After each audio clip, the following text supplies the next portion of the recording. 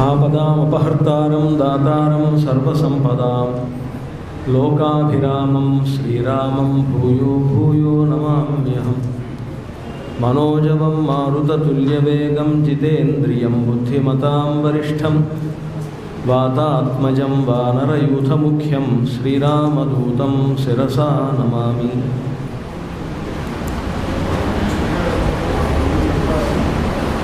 ఇక్కడ ఉన్నటువంటి వాళ్ళందరూ ఐటీ సంబంధించి ప్రపంచంలో అక్కడక్కడ ఆయా స్థానాల్లో ఉండి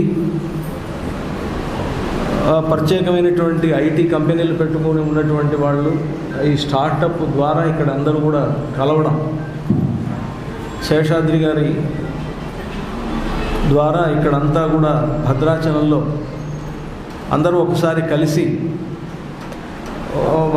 వారింతవరకు చేసినటువంటి దాన్ని సమీక్ష చేసుకోవడం, అలాగే తర్వాత చేయవలసినటువంటి దానికి సంబంధించినటువంటి ఏం చేస్తే బాగుంటుంది, దీని యొక్క అభివృద్ధికి ఏం చేస్తే బాగుంటుంది అనేటువంటి దాని మీద ఇక్కడంతా కూడా సమావేశం అయ్యారు.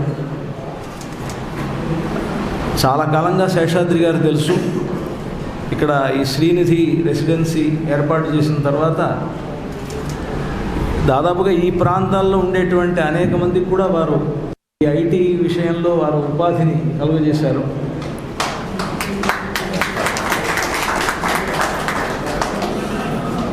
ప్రధానంగా మన తెలుగు రాష్ట్రాల్లో చంద్రబాబు నాయుడు గారు ముఖ్యమంత్రిగా ఉన్నప్పుడు ఈ ఐటీ రంగం బాగా అభివృద్ధి చెందింది.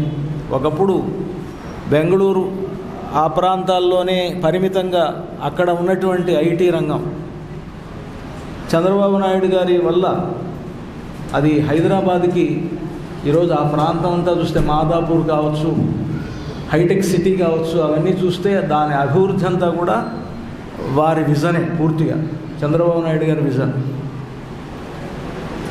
ఆ విషయాన్ని ప్రతిపక్ష నేతలు కూడా కాదనలేరు, అందరూ కూడా ఒప్పుకోవలసినటువంటి అంశం. అలాగే ఐటీ రంగం బాగా అభివృద్ధి చెందిన తర్వాత నాకు తెలిసి, అంటే నేను చెప్పవలసిన మాటగా చెప్తున్నాను, ఓసీలుగా ఉండేటువంటి వాళ్ళంతా కూడా ఆర్థికంగా కూడా అభివృద్ధి చెందారు. నిజానికి మన ప్రస్తుతం ఉండేటువంటి రాజ్యాంగాన్ని అనుసరించి ఈ విధంగా గ్లోబలైజేషను ఐటీ రంగము లేకుండా ఉంటే ఓసీలు మరీ దిగజారిపోయి ఉండేవాడు. ఆర్థికంగా ఓసీలు బాగా దిగజారిపోయి ఉండేవాడు. ఈరోజు గవర్నమెంట్ ఉద్యోగం కోసం అని ఎదురు చూసేటువంటి యువత దాదాపుగా ఓసీల్లో ఎవరు లేరు. ఏదన్నా అదృష్టం కొద్దీ వస్తే సంతోషం, అది వేరే విషయం. కానీ మాకు రాదు అనుకునే ఓసీలు బతుకుతున్నారు. గవర్నమెంట్ ఉద్యోగాలు మనకు వచ్చేటువంటి అవకాశం లేదు అని ఎవరైనా దానికోసం ప్రయత్నిస్తున్నా కానీ వాళ్ళు దానికోసం ఎవరు ఎదురు చూడటంలా, ఎవరికి వాళ్ళు స్వయం ఉపాధి కలిగజేసుకోవడమో లేదు ఈ ఐటీ రంగంలో అభివృద్ధి చెందడమో జరిగింది. దీనికి ముఖ్యంగా చంద్రబాబు నాయుడు గారు ఎంత కృషి చేశారో మనం పివి నరసింహారావు గారిని కూడా ఇక్కడ గుర్తు చేసుకోవాలి. ప్రధానిగా మన తెలుగువాడుగా ఆయన మొట్టమొదటి ఒకే ప్రధాని తెలుగువాడుగా ఉన్నటువంటి ప్రధాని గారు పివి నరసింహారావు గారు. ఆ పివి నరసింహారావు గారు చేసినటువంటి గ్లోబలైజేషన్, మొత్తం ప్రపంచీకరణ అనేటువంటిది కూడా మనకు బాగా అభివృద్ధి చెందడానికి, ప్రధానంగా ఓసీలు అభివృద్ధి చెందడానికి అది చాలా కారణభూతమైంది. ఆ తర్వాత చంద్రబాబు నాయుడు గారు, ప్రస్తుతం ఇప్పుడు మోదీ గారి గవర్నమెంట్ కూడా ఈ ఐటీ రంగం అభివృద్ధి చెందడానికి కానీ అందరిలో అవేర్నెస్ చాలా వరకు తీసుకొచ్చింది. ప్రధానంగా ఎవరు డబ్బు వాడకూడదు, అంతా డిజిటలైజేషన్ చేయడం, డబ్బు వినిమయం అనేటువంటిది లేకుండా అంత ఎవరికి వాళ్ళు ఫోన్పే చేసుకోవడమో లేకపోతే డైరెక్ట్ బ్యాంకింగో లేకపోతే ఇలాగా ఒక విధానం అంతా కూడా మోదీ గవర్నమెంట్ కూడా చేస్తోంది. ఈ విధంగా అంటే మామూలుగా పల్లెటూళ్ళల్లో కూడా ఈరోజు ఒక చిన్న షాప్ పెట్టుకునేవాడు, కూరగాయలు అమ్మేటువంటి వాళ్ళ దగ్గర కానీ రిక్షా వాళ్ళు, ఆటో వాళ్ళు కూడా చివరికి ఫోన్పే చేయొచ్చు అంటే చక్కగా డిజిటల్గా మనం చేసేయచ్చు అనమాట. అంత తేలిగ్గా ఆ డిజిటలైజేషన్ అంటే అయిపోయింది. అలాంటి ఒక గొప్ప స్థితి ఏర్పడింది. ఇటువంటి పరిస్థితుల్లో ఇంకా అభివృద్ధి చెందాలి అనేటువంటి దాంట్లో ఎట్లా చేస్తే బాగుంటుందని వారు మొత్తం ఐటీ రంగానికే చాలా ప్రధానులైనటువంటి వారు ప్రపంచంలో. జేఏ చౌదరి గారు, అలాగే వారితో పాటు ఉన్నటువంటి దీనానాథ్ గారు కావచ్చు, ఇలాంటి వాళ్ళందరూ చాలామంది దానికోసం కృషి చేస్తున్నారు. దాంట్లో భాగంగా వారు రాగానే ఇక్కడ కొంతమందికి కొన్ని మార్గాలు సూచించడం కూడా చాలా ఆనందకరంగా ఉంది. ఇంకొక విషయం ఏంటంటే, నాతో శేషాద్రి గారు అంటున్నారు, మన భద్రాచలం చాలా గొప్ప క్షేత్రం అండి, ఇది మనకు కేంద్రం దాకా వెళ్ళాలి అని అంటున్నారు. వారు కేంద్రం దాకా కాదు, భద్రాచలం అనేటువంటిది ప్రపంచం మొత్తంలో తెలుసు. భద్రాచలం అనేటువంటిది ఎంత గొప్పదో శ్రీరామనవమి నాడైతే అందరికీ తెలుస్తుంది. శ్రీరామనవమి అయిపోయిన తర్వాత అందరూ మర్చిపోవచ్చు, అది వేరే విషయం. కానీ భద్రాచలం శ్రీరామనవమి అనగానే అయోధ్య కూడా ఎవరికి గుర్తురాదు, భద్రాచలమే గుర్తుకొస్తుంది.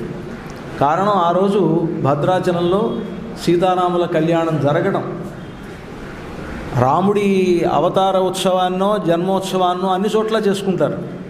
కానీ కళ్యాణం చేసేటువంటి ఒక విధానం భద్రాచల క్షేత్రంలోనే ఏర్పడింది. అలా ఉండడం వల్ల ఆ రోజుల్లో రామదాసు గారో తానీషానో వీళ్ళంతా ఈ భద్రాచల క్షేత్రంలో ఈ కళ్యాణాన్ని చేయడం వల్లనే దేశవ్యాప్తంగా ఎక్కడైనా సరే కళ్యాణం అనేటువంటిది జరుగుతోందంటే శ్రీరామనవమి నాడు అది భద్రాచలాన్ని చూసే వచ్చింది.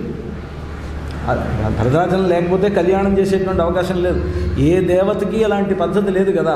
జన్మదినోత్సవం రోజున కళ్యాణం చేసేటువంటి పద్ధతి ఏంటది అంటే అది భద్రాచలంలోనే ఏర్పడింది.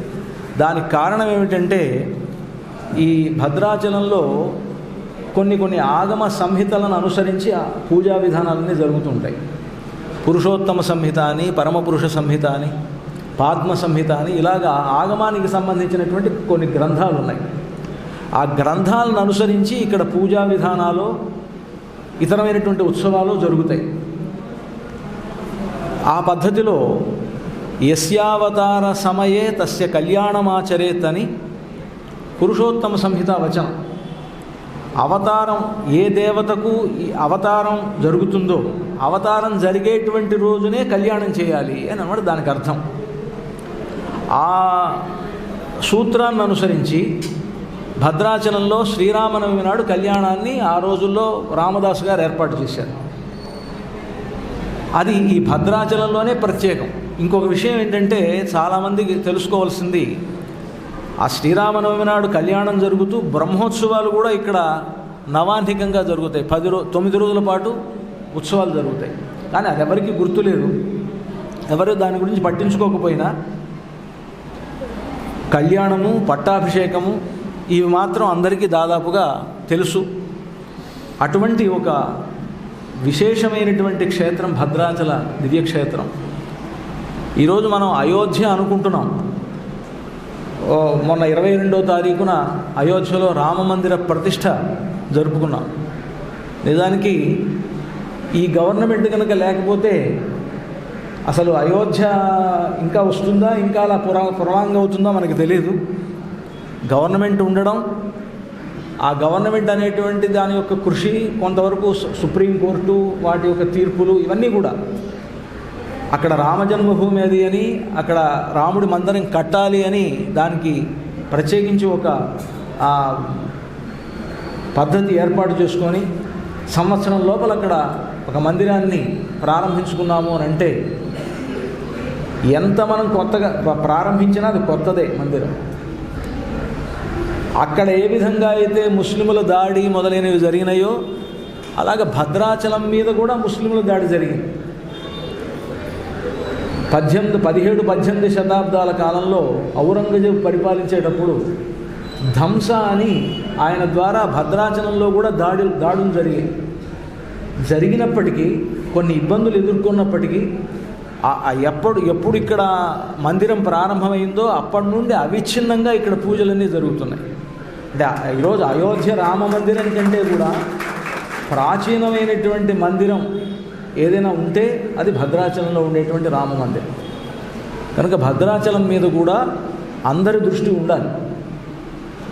నిజానికి ఇది ఏదో వారన్నట్టుగా రిమోట్ ఏరియాలో ఉండడం వలన, దానివలన దీని యొక్క అభివృద్ధి అనేటువంటిది తక్కువగా మనకు కనిపిస్తోంది. భక్తుల అభివృద్ధి కాదు, భక్తులు చక్కగా వస్తున్నారు, ఆలయం అభివృద్ధి బాగానే ఉంది, కానీ ఊరి అభివృద్ధి. ఇంకొక విషయం ఏంటంటే తెలంగాణ కాకముందు భద్రాచలానికి ఉండేటువంటి అభివృద్ధికి అయిన తర్వాత అభివృద్ధి కంటే కూడా తగ్గినట్టుగా అనిపిస్తుంది. దానికి కారణం ఏంటంటే రెండుగా అయిపోయిన తర్వాత ఇది బార్డర్లో ఉండడం, ఇక్కడ ఉండేటువంటి కొన్ని గ్రామాలన్నీ కూడా ఆంధ్రాలోకి వెళ్ళిపోవడం, దీని ద్వారా భద్రాచల ఊరు ఆ క్షేత్ర అభివృద్ధి అనేటువంటిది తగ్గినట్లుగా అనిపిస్తోంది. ఇప్పుడే శేషాద్రి గారు అంటున్నారు మనకి మోడీ గారు కూడా ఇక్కడికి వచ్చేట్లుగా చూడాలి అని. సంతోషం, అలా వారు చేయాలి అని కూడా నేను కోరుకుంటున్నాను. ఎందుకంటే చౌదరి గారు కావచ్చు, వీళ్ళంతా కూడా సామాన్యులు కారు. మోదీ గారి దృష్టిని ఆకర్షించేటువంటి విధానం వీళ్లలోనూ ఉంది. ముఖ్యంగా మోదీ గారు రామభక్తుడు కనుక ఈ వైపు చూసేటువంటి అవకాశం ఉంది అని నేను ఆశిస్తూ ఉన్నాను. తద్వారా ఏం జరుగుతుంది అనేది తర్వాత విషయం. కానీ ఒక్కసారి ప్రపంచ దృష్టి ఈరోజు మనకి భద్రాచలం మీద కూడా పడాలంటే మోదీ గారు కూడా వస్తే బాగా పడుతుంది అనే అభిప్రాయం. నిజానికి భద్రాచల క్షేత్రం చాలా ఉన్నతమైనటువంటి క్షేత్రం. ఇక్కడ జరిగేటువంటి ఆచారములు కానీ పూజలు కానీ ఇవన్నీ కూడా చాలా ప్రాచీనమైనవి. మీరు ఇక్కడ ఉండేటువంటి పూజారులను చూస్తేనే మీరు తెలుసుకోవచ్చు. మీరు చాలా క్షేత్రాలు తిరిగి ఉంటారు, తిరుపతి, అన్నవరం, ఇలా చాలా క్షేత్రాలు చూసుంటారు మీరు. ఆ కనకదుర్గ గుడి, శైవ క్షేత్రాలు కావచ్చు, వైష్ణవ క్షేత్రాలు కావచ్చు. దాదాపుగా భద్రాచలంలో ఉండేటువంటి అర్చకుల్ని మీరు గమనిస్తే, అక్కడ ఉండేటువంటి విధానాలు మీరు గమనిస్తే చాలా ఎంత ప్రాచీనంగా వాళ్ళు సనాతనమైనటువంటి పద్ధతిలో వాళ్ళు ఇక్కడ వాళ్ళ పూజా విధానాలు నిర్వహిస్తున్నారో మీరు గమనించమని కూడా కోరుతున్నాం. కనుక అలాంటి ప్రాచీనమైనటువంటి పద్ధతిలో సనాతనమైనటువంటి ధర్మంలో కొనసాగుతున్నటువంటి ఒక ప్రత్యేకమైనటువంటి ఆలయం భద్రాచల రామాలయం. నిజంగా మీరు ఇక్కడ ఎవరెవరు అనుకోని వచ్చినా అనుకోకుండా వచ్చినా ఏదో ఒక కారణంతో ఇక్కడికి అంతా కూడా విచ్చేశారు. భద్రాచల రాముని యొక్క అనుగ్రహం అనేటువంటిది చాలా గొప్పది అనేటువంటిది మా అందరి స్వానుభవం. మేమంతా ఇక్కడ చాలా ఆనందంగా ఉంటాం. ఎక్కడికి వెళ్ళినా రాత్రి అయ్యేటప్పటికి భద్రాచలానికి రావాలని కోరుకుంటాం. మేము హాయిగా ప్రశాంతంగా నిద్రపోవడానికి. అలాంటి ఒక గొప్ప చోటు ఇది. ఎవరికైనా సరే ప్రశాంతతనిచ్చేటువంటి ప్రాంతం ఇది. రాముని యొక్క అనుగ్రహంతో మీరు తలపెట్టినటువంటి మీ కార్యములన్నీ కూడా సక్రమంగా నిర్వహించబడాలి అని కోరుతున్నాను. అంతేకాకుండా ఇక్కడ ఈ శ్రీనిధి రెసిడెన్సీ వీళ్ళు పెట్టారు అంటే వీళ్ళ బంధువులు ఇక్కడ అర్చకులుగా ఉన్నారు. ఒక ఆయన కోటి రామస్వరూపు గారని, వారు ఇక్కడ ఉప ప్రధాన అర్చకులుగా ఉన్నారు. వారు ఇక్కడ పక్కనే వారి ఇల్లు. వారింట్లో కూడా ప్రాచీనంగా వాళ్ళ తాతల ముత్తాతల నుంచి ఉండేటువంటి భద్రశ్రీ ఆరాధన పీఠం అనేటువంటిది ఉన్నది. ఇలాగా ఇది అర్చకులలోనూ గొప్ప యోగ్యత. కేవలం ఒక ఆలయం అని కాకుండా దాదాపుగా మీకు అయోధ్యలో చూస్తే ప్రతి ఇల్లు మందిరమే అన్నట్లుగా భద్రాచలంలో కూడా ఉండేటువంటి ప్రతి అర్చకుల ఇల్లు ఒక మందిరమే. అలాంటి ఒక గొప్ప క్షేత్రానికి మీరంతా కూడా వచ్చారు. మీరు ఏదైతే అనుకుంటున్నారో స్టార్టప్ ద్వారా ఏం చేద్దాం అనుకుంటున్నారో ఆ సంకల్పాలని కూడా భద్రాచల రామచంద్రమూర్తి చక్కగా నెరవేర్చాలని ఆ రామచంద్రమూర్తి సన్నిధిలో ప్రార్థిస్తున్నాను. ముఖ్యంగా ఒకటి, రాముణ్ణి మనం ఏం కోరుకోకపోయినా మన సంకల్పం కనుక మంచిదైతే ఒక సామాన్యమైనటువంటి వాడిని కూడా అసామాన్యుణ్ణి చేసేటువంటి శక్తి ఒక రాముడికే ఉంది.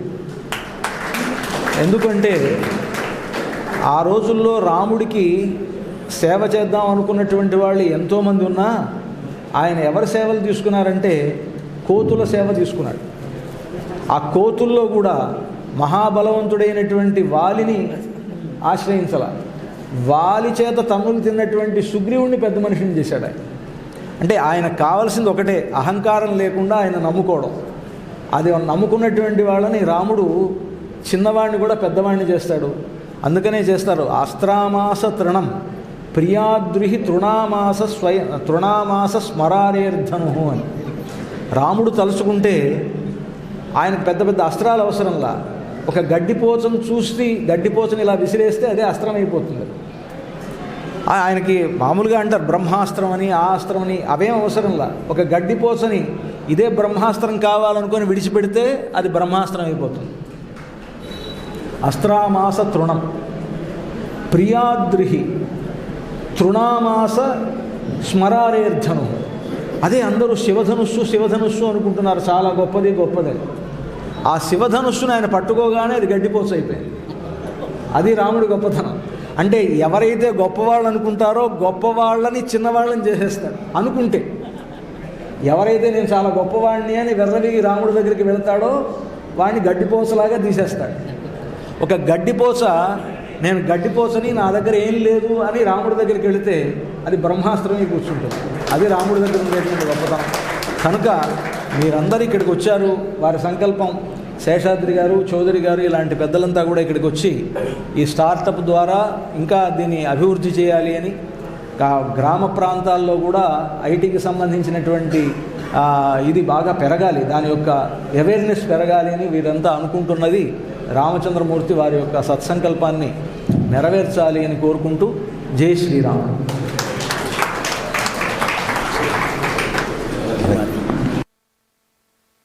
స్వామి, మీ ఆశీర్వాదం వల్ల ఇక్కడ చాలా గడ్డిపోచలు ఉన్నాయి తెలుసు. రాముడు వారి ఆశీస్సులతో వాటిని బ్రహ్మాస్త్రాలుగా చేయాలని అనుకుంటున్నాము. మీ ఆశీస్సులు కూడా కావాలి మాకు. ఇందాక 2 ఎగ్జాంపుల్స్, వాళ్ళు కూడా ఇంకా గడ్డిపోచలే ఎంటర్ప్రినర్స్ చూశారు కదా.